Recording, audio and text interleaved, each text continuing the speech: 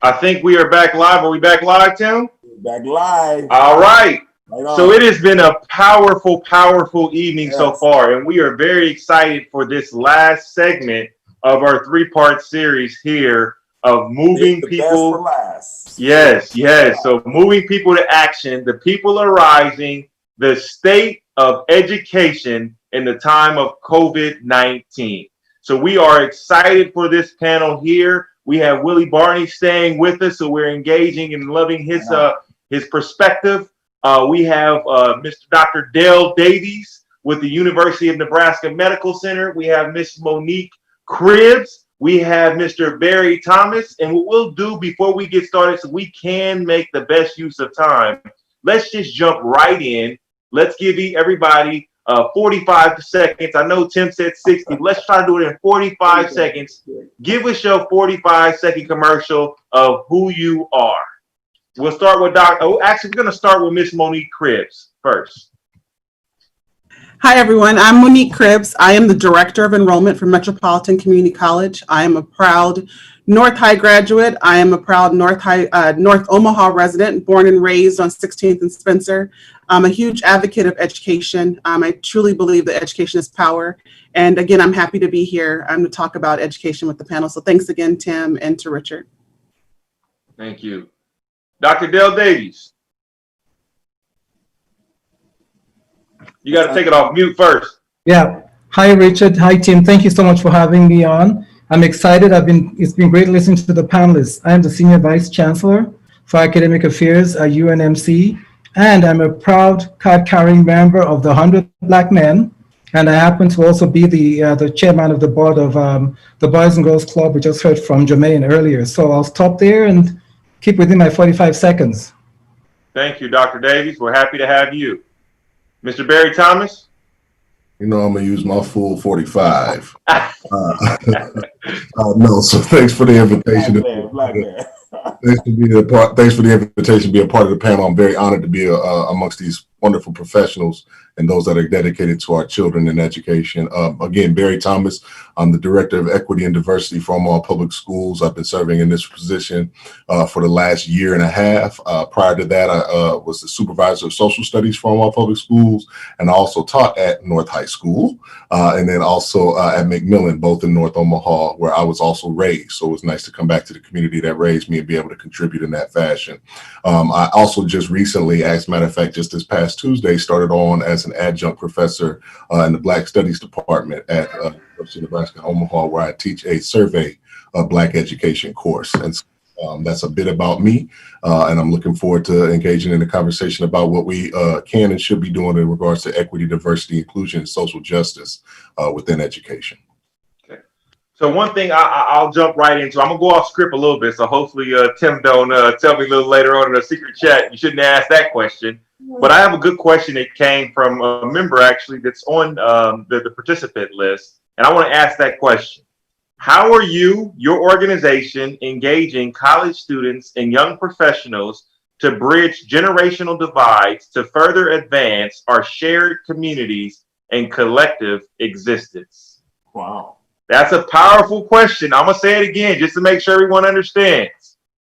How are you and your organizations engaging college students and young professionals to bridge generational divides to further advance our shared communities and collective existence?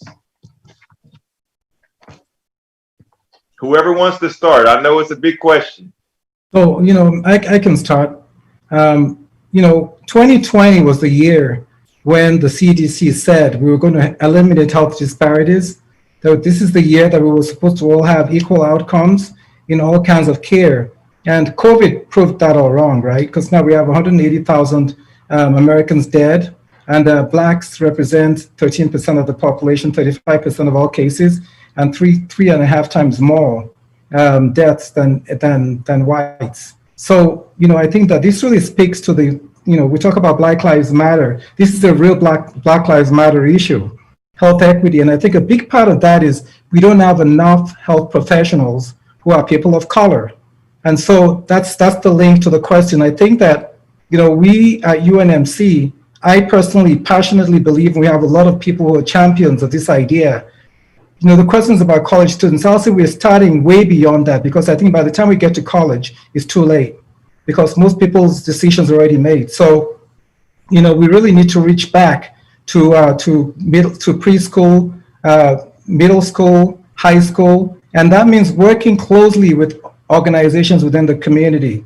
So, you know, we have a lot of things that, you know, at least right now UNMC is participating in. You know, we're one of the active participants in the career rocket that the chamber puts on every year. You know, we have a high school alliance where we take high school kids and they spend their junior or senior years with us at UNMC. About a third of all those students, actually almost a half on some cohorts, are children from minority backgrounds from all over Omaha, because we realize that if we don't expose them early to these careers, they're not going to know. Everybody knows about doctors and nurses and dentists, but there are a lot of great professions in healthcare that many of our communities have never heard of, that are good paying jobs, and education is the key. If we can hit them early and make them be aware of these professions, then we know that they can actually start serving the communities. And I really believe that if we had more minority doctors, nurses, physical therapists, you know, respiratory therapists, the health outcomes we're seeing with COVID for minority groups will be very different. So I think that we've got to really work with communities like organizations like 100 Black Men that do the mentoring. Boys and Girls Club, they have great after-school programs, and they have this relationship with the schools, Omaha Public Schools, that allows them to have kids stay right after school and get all the help that they need. And I think, you know, the great work that's been done in making sure that there's access and having computers, those are the kind of things. I mean, there are a lot of other things that we're doing. We have programs for college students as well. We have something called the SHPEP, Summer Health Professions Education Program, where we bring in students actually from really all over the Midwest. Most of them are minority. They come and spend the whole summer with us. We went virtual this summer like everybody else did. And they get to learn about health careers. We coach them and we guide them, and then they can actually apply, because we realize that we need more minority healthcare workers. So I'll stop there and let somebody else answer. Yeah, I'll be happy to jump in there. Just thinking about a few programs that we have going on within Omaha Public Schools to bridge that gap, which I think was essentially, it was a lot there in that question, but I think essentially it was talking about bridging that gap between generations and different cultures. And so one program specifically that comes to mind that I've actually spoken to the 100 Black Men about just a few months back was opportunity for local subs.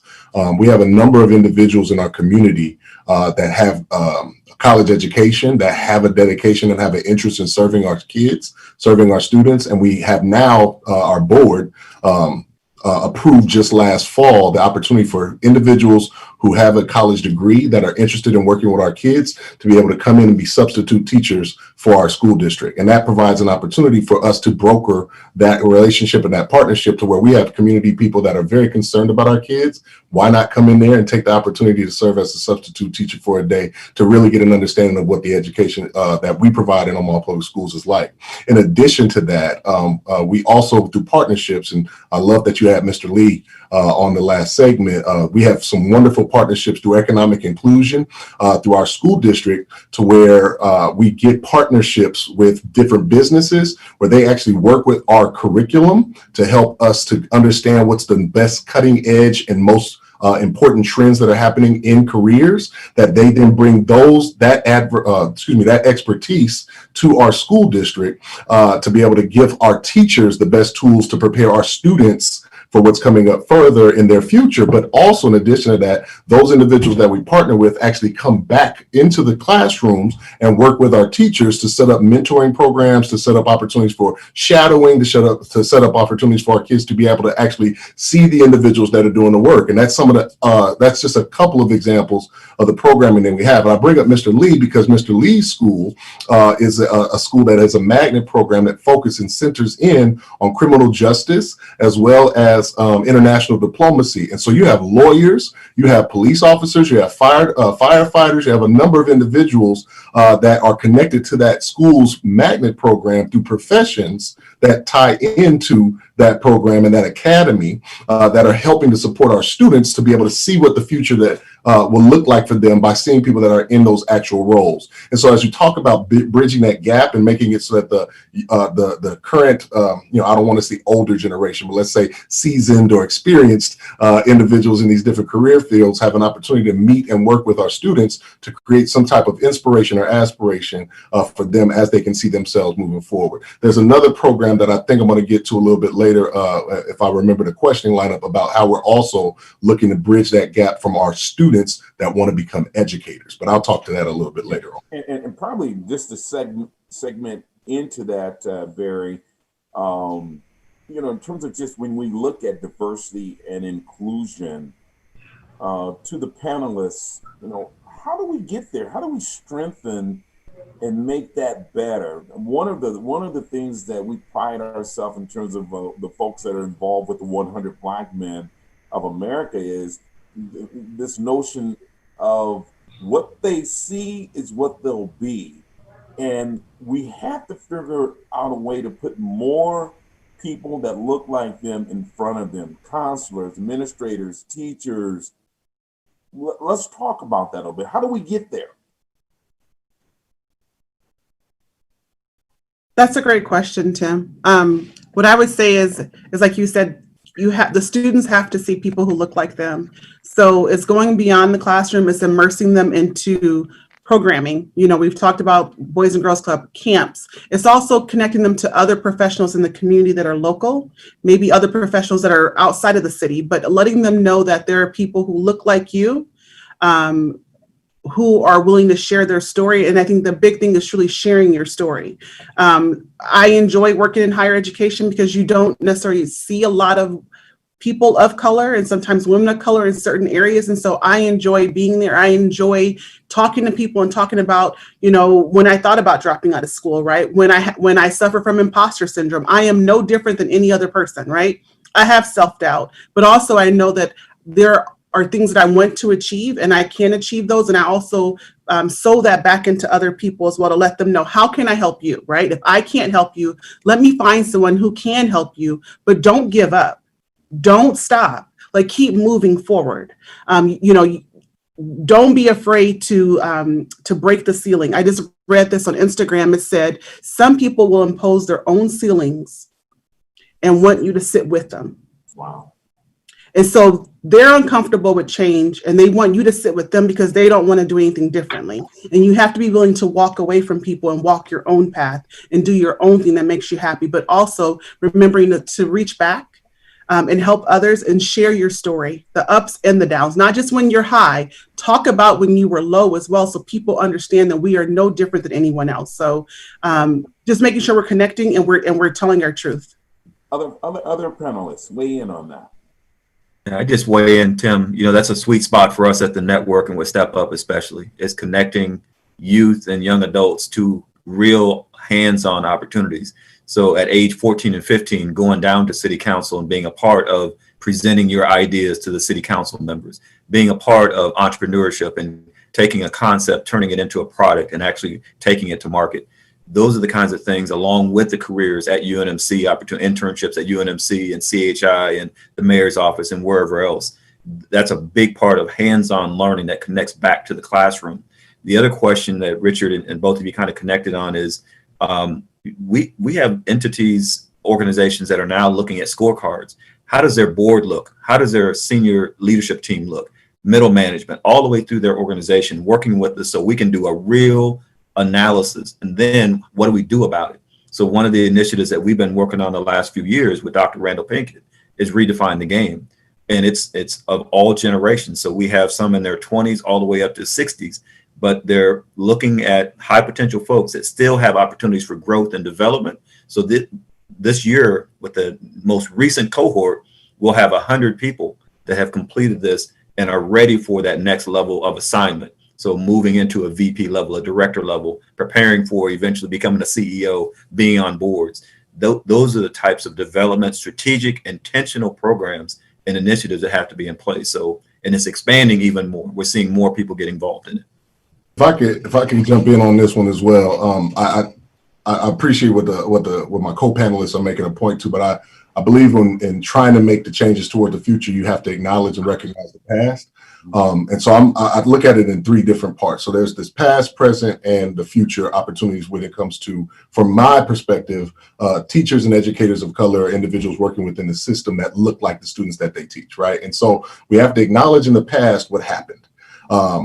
Many of us are familiar with Brown versus the Board of Education, right? And so that's the school desegregation that led to African-American students, listen to how I'm phrasing this, African-American students integrating into white schools, okay?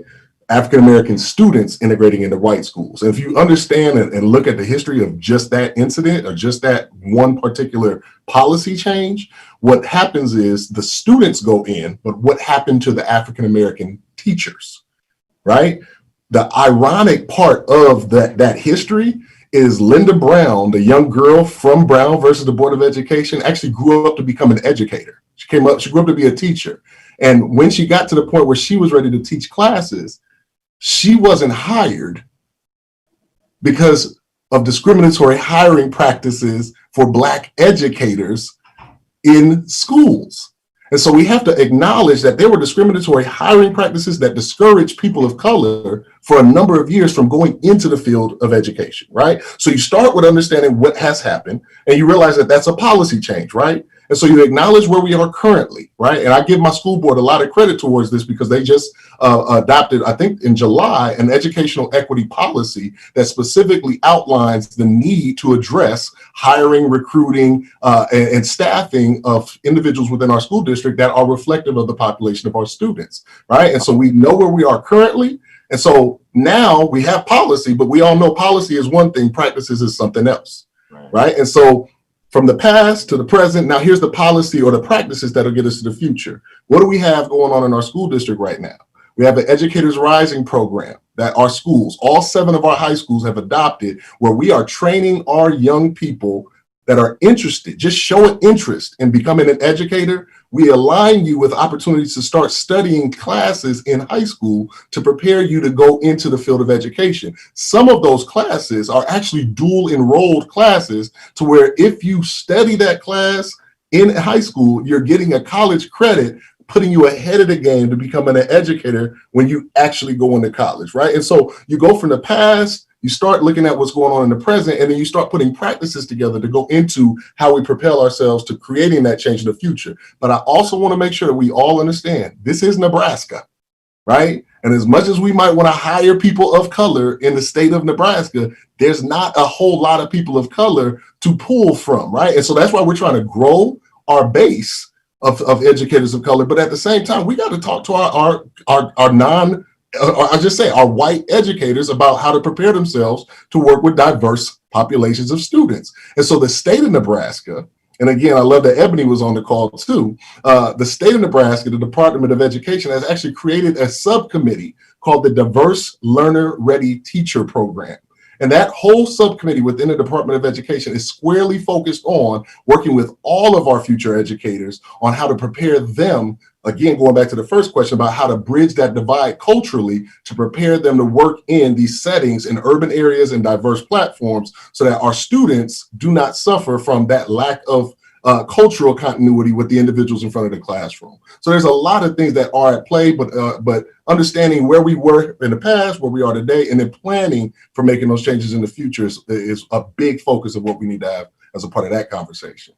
So yeah, I think those are bombshells right there. I tell you, Mr. Thomas. So thank you for dropping those nuggets on us. Of course, taking it and putting it into a perspective where we can see the growth, but also see the need and some actionable item steps that we can do to try to help in that. And that kind of even gets us to our next question.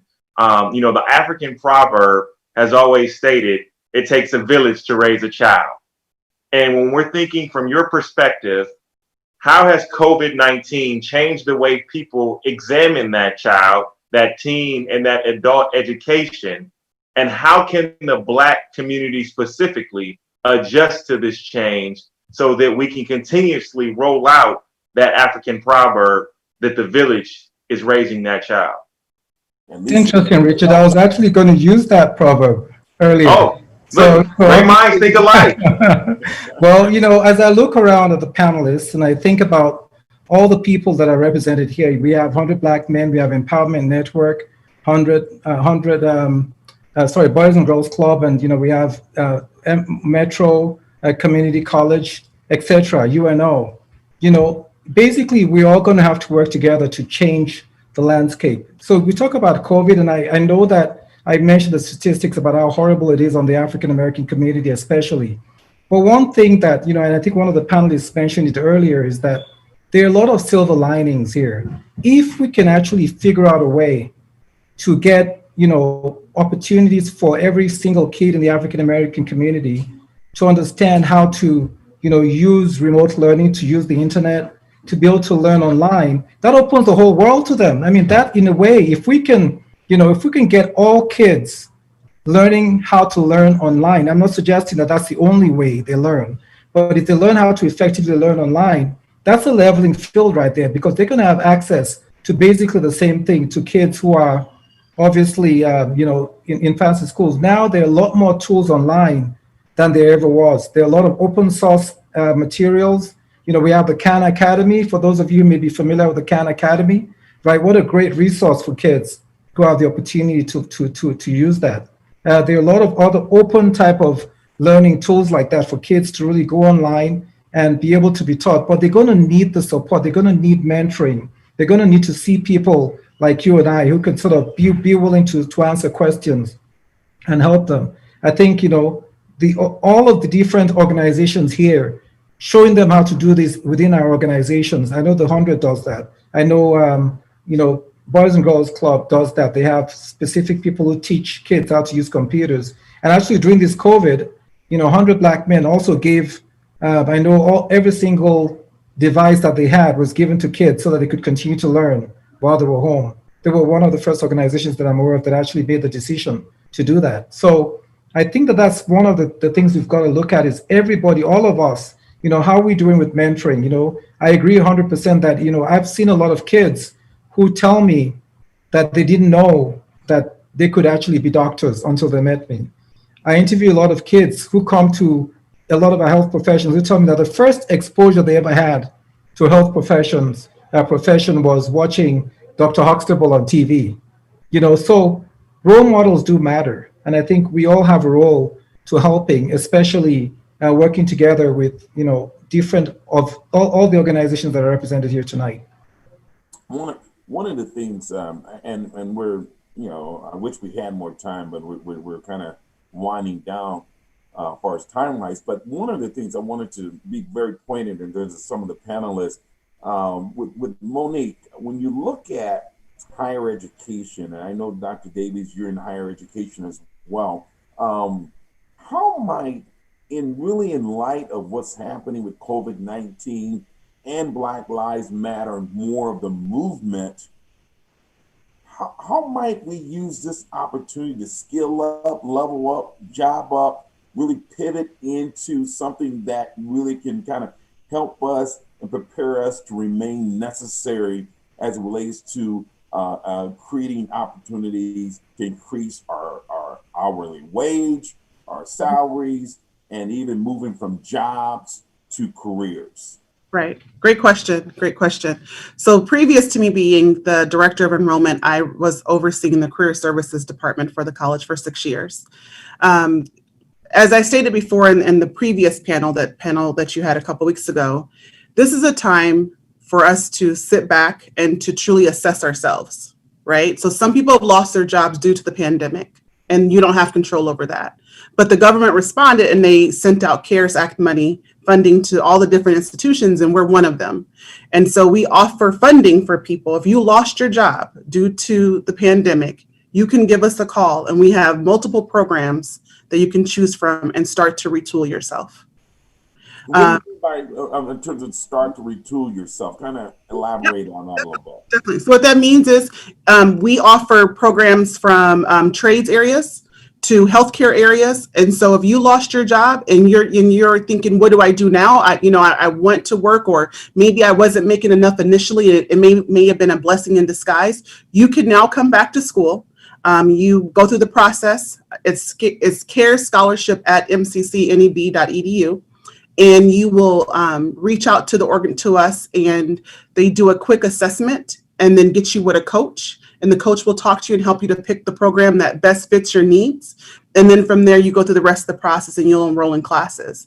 And it's paid for, which is great. So you're not going into debt. It's like $1,100 scholarship plus. Yeah. I think there's opportunities to help them with books as well. Yes. So that's one option. That doesn't mean that only people who lost their jobs can come to MCC. It's any person. We have tons of scholarships money. We have tons of programs. We start classes on September 8th. So if there was ever a time that you thought, maybe I should go back to school, maybe I need to do something that I'll stand out from the next person for that next opportunity, this is the time. This is the time to truly focus on building yourself and making sure that whatever door comes next, you can walk through it and no one will say, wait, but you don't have X, Y, and Z. This is the time to do it. This is the time to retool as far as education, but also there still are companies that are hiring. So again, making sure you're connecting with your networks, and again, asking for introductions, right? If Richard knows someone that I don't know, I don't have an issue with reaching out to Richard and saying, Richard, can you introduce me to X, Y, and Z? Ask. Because no one can help you if you don't ask. You have to ask the question. You have to tell people what your dreams are. That's one thing I always sold into my own son, is tell people what you want to do. The more you tell people, the more they can connect you. And when he was 15, Eric Ewing was at 100 Black Men at the time and went to a banquet and was talking to an architect, and they were looking for an intern. And from that conversation, because my son said, I have an interest in architecture, my son started working at Alley Pointer at 15, and he did that for 3 years before starting the KU graduate program for a master's in architecture. Again, a field where there's very few people of color. But again, I taught him, tell people what you want to do and they will connect you. But if you hold that, no one can help you. Right. So always making sure that you're asking for introduction, that you're telling people what you would like to do, and knowing that, again, we will help. I'm here to help. All of us on this panel are here to help. Before us, everyone spoke it. Also remembering that our children watch us at all times. Children are a blank slate. So whatever you do, they're paying attention to you. Good, bad, or in between, they pick up on every single thing. So again, earlier, I believe it was Mr. Banks who said, it's more than just telling your kids to go to school. Are they going to school just to memorize things? Are you actually teaching them how to critically think, how to apply outside the box? Again, they're going to school, but what are you doing? I had my son, I was pregnant with my son in college, and I thought about dropping out. And I remember my mom said to me, if you were not pregnant, Monique, what were you going to do? And I said, Mom, I was going to graduate. She said, okay, then go ahead and graduate. And so I remember walking on UNO's campus, and I felt so ashamed. And I have no issue telling my story. I was so sad because my goal was to graduate from college without any children, because I wanted to break the stereotype of being a girl from North Omaha. And I graduated from college 2 years later. I went on to graduate with my master's degree. And again, I'm in my doctoral program. And I did this because I wanted my son to know that there's nothing that you cannot do. I've had ups, I've had downs. I have no issue talking about where I've been, highs and lows. And that is, again, something that we have to tell people, is that you have to go after what you want. No matter what happens, you have to continue to push forward. I love what I do. I love being that voice. I love representing who I am, and I'm not ashamed of anything I've gone through, from working 3 jobs and not having enough money to now being in a place where I don't have to worry and stress, but I also don't forget where I come from. And so again, if nothing else, if you don't hear anything else of what I said today, is making sure that you tell people where you want to be. When I first started at Creighton University, that was my dream job in 2006. My very first week on the job, I looked at the HR website and there was a VP of Academic Affairs. And I said, oh, I want to do that. Let me read it. What does that mean? And it said, you had to have a doctorate. I didn't have that at the time. And you had to teach, college teaching experience. I immediately called Metro Community College and spoke to Jane Franklin at 10 o'clock in the morning. We talked about it. I didn't think I would get the job. She said, Monique, you're a good fit. I need you to apply and bring in your information. I made sure I had the application, my resume, my transcripts, and I was at South Omaha campus at 1:00 the same day to turn in my information. And I became an adjunct in the fall of 2006. 7 years later, I started my doctoral program. This is not my last step. There's a lot of things that I want to do, but I didn't realize in 2006, I was already setting the stage for where I'm about to go. And so again, I encourage every person to dream big and to push hard.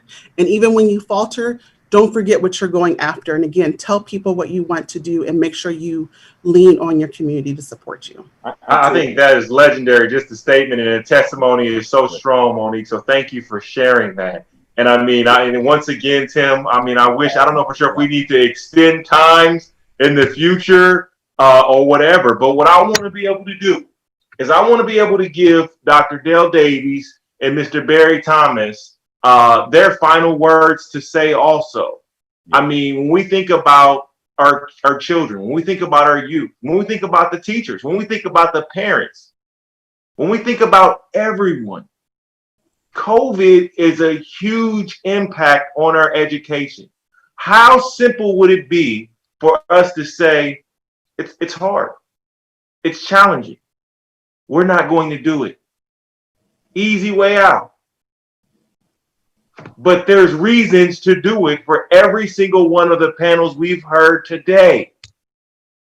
So you have 2 minutes. Tell us why it's important, and tell us why you believe it's important, and tell us why it's important for our next generation of leaders to understand that challenges will be in their life.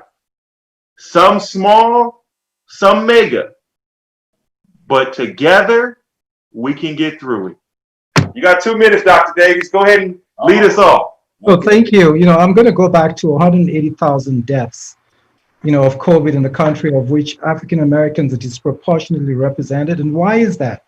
Why? Well, a big part of it is because they have health disparities. We have health disparities that's disproportionate to any other community. We don't have the same number of representation amongst us in our health professions. And until we start telling and reaching out to the young youth to tell them that you really, with COVID now, this is a great example as to why you really need to pursue that higher education, because you need to be able to go back to your communities and be the ones who are providing care and stopping our community members from dying. So, an opportunity of a lifetime can only be grasped in the lifetime of the opportunity. And I think COVID is a great opportunity of a lifetime for all of us to rally together. We have a lot of support because of what's going on with Black Lives Matter right now. We have a lot of empathy and support from all other communities.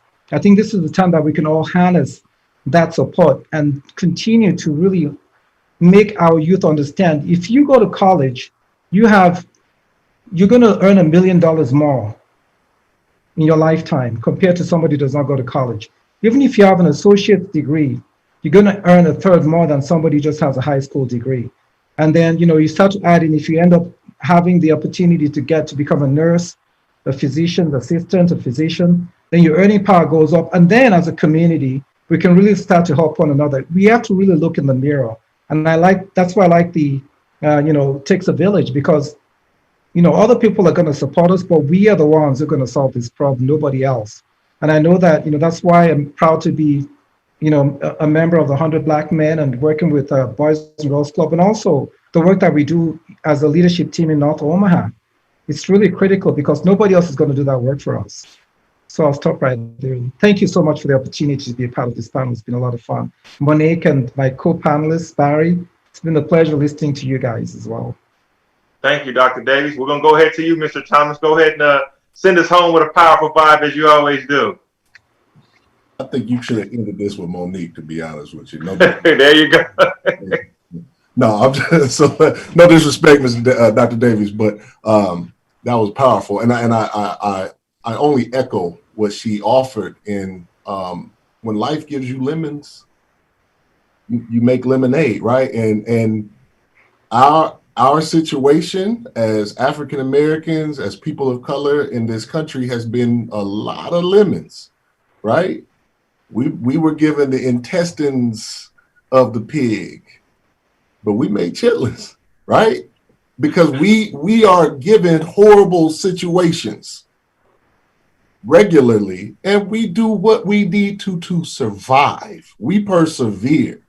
And so as COVID is here, as COVID is impacting everything in our lives, we need to understand who we are as a people and what we have already persevered to get to where we are right now, and connect with our ancestry, connect with our history, and link in to that power and use what we have been given through our legacy here in the United States to help us propel ourselves into the future.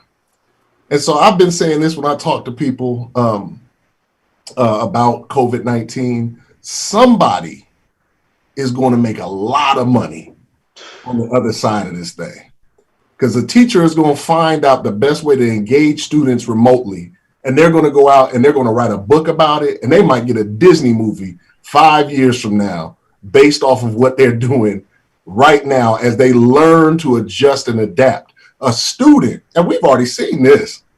I think Mr. Barney had a student a couple years ago, that some young man that he brought into this this kids conference, the Young Black Conference for students. This young black man was an entrepreneur that had made thousands and thousands of dollars before he graduated from high school. Our kids have ingenuity.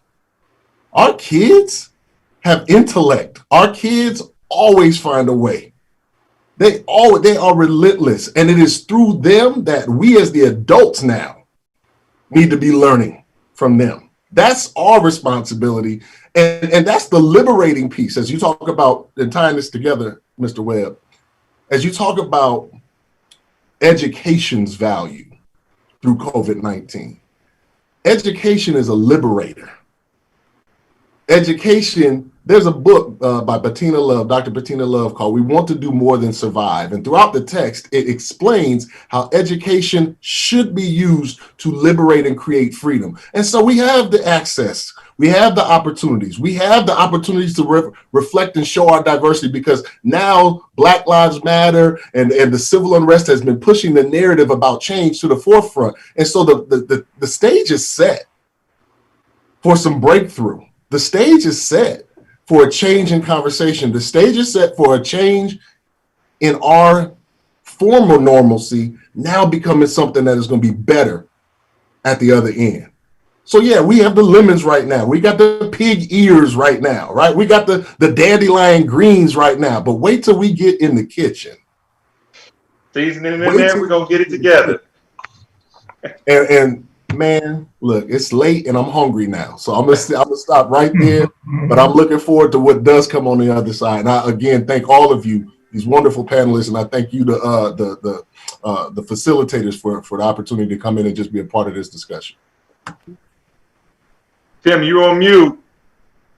I'm gonna say I am so happy that we're recording this. There's been so many profound, heart-wrenching statements, and I just appreciate you guys taking time. Go ahead, Richard. Go ahead and wrap up, and I'll go ahead and close up with some thank yous and really just kind of what's next. So, Richard, go ahead and you gave everybody 2 minutes. I'm gonna give you 1 minute. So my 1 minute is I'm a coach. I know you're long-winded. I know you can take 2 minutes and turn it into 5, but go ahead and do your thing, my man.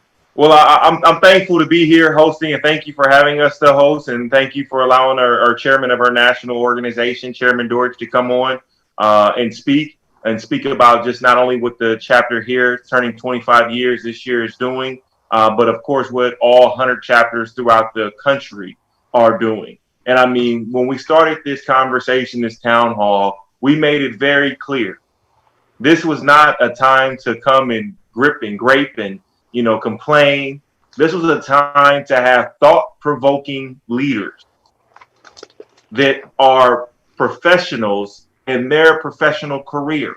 They're experts in their career to bring knowledgeable situations and things that we can do as people, as parents, as fathers, as mothers, as students, as mentees, as brothers and sisters, to really highlight how important education and advocacy for education and the growth of education.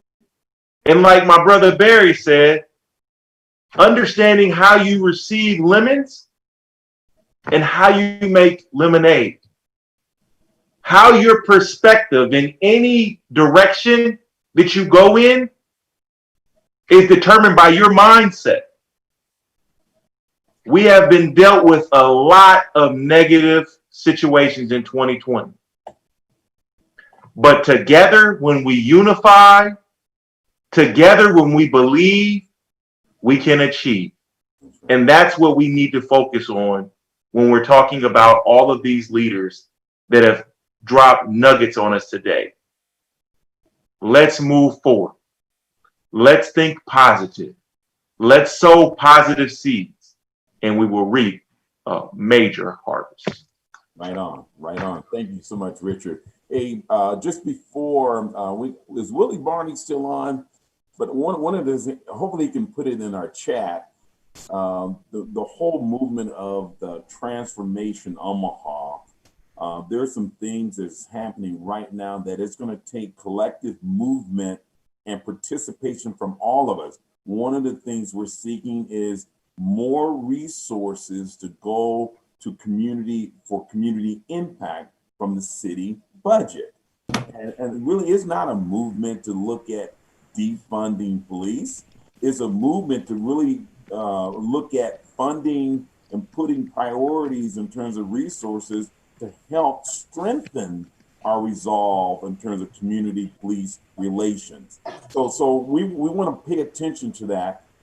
In September, we're going to be focusing on economic empowerment. And so we have some speakers on the panelists that will build around the whole thing of starting your business, increasing your credit scores and things like that. Also, we're going to focus on the social determinants of health. We have to look at the root causes of really what is happening with mental health and preconditioned medical conditions and all those kind of things. So we're going to be focusing on some of those topics. But I do want, with this being education focused, I too want to take the time and say thank you to all of our teachers, all of the support staff, our administrators, the leadership. We have Ricky Smith is was one of the participants, one of the school board members. Thank the board members for their leadership. And you just don't get this done by yourself. And then higher education, UNO, all the Nebraska university systems. This is hard work. We're asking them to pivot and do something in terms of that just no one could foresee happening to us. And so for that, I just really want to say thank you. And we see you. We see you, and don't feel that you all alone. That's what that village is all about. It takes a child to raise a village. And that's why Boys Club, Avenue Scholars, the work that they're doing, North Star, Family Housing, Urban League, Black Men United, 100 Black Men. It's so many organizations out there that are doing their part too, to have impact during these most challenging times. So I want to say thank you to all of them, and my hat off to the leadership in terms of that's making that happen. I also want to take this time. You see, it's the behind the scenes where all of this stuff is happening. I do want to thank Jessica Clark. She's my daughter. She's kind of like the producer of the show, and I really want to thank her. I want to thank Raheem Sanders and for really for his innovation and the work that he has been putting in to make this happen. He has a natural drink called Cleanse, and I tell you, I would say it's the essential ingredients in terms of life with vegetables and fruits and all that good stuff. So I want to give a plug out to my man Raheem Sanders, and really part of this whole economic thing is how do we support businesses, small businesses and Black businesses as we move forward and be more intentional about that. But I appreciate all the panelists and just for taking the time, because you didn't have to. And for that, I say thank you and much gratitude. Richard, I'm leaving out. Did I miss? I think the only thing else I'm going to keep on saying, you know, all panelists and all attendees, if you can make sure it's a very short survey, it's 7 questions and it's all a click. You don't have to even write nothing if you don't choose to, but it really helps us move forward. Right on. And with that, thank you much. And please, what we'll do is tonight was recorded, and what we'll do is we'll chop that up and we will release that through our platform. So keep in tune with Moving People to Action. That's going to be the platform in which we will continue to push things out there on. And you know, I want to end with this whole thing of COVID-19. As Dr.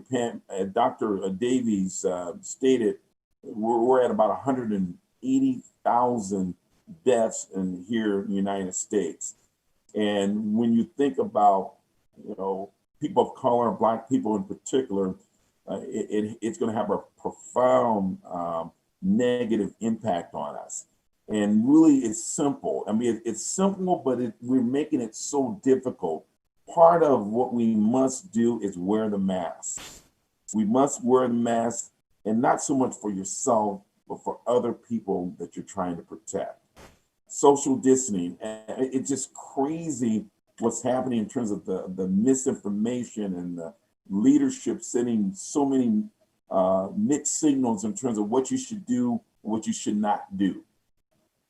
Follow the science. You know, if you're going to believe anything, follow the science in terms of let that be really a compass in terms of what we do. But we're in war. We're in war, and we have to protect each other, but protect yourself first. And with that, you guys, thank you so much. Take the time to be good to yourself. It makes it so much easier to be good to others when you take the time to be good to yourself. With that, thank you for tuning in to Moving People to Action. The people are rising. I appreciate you. God bless you.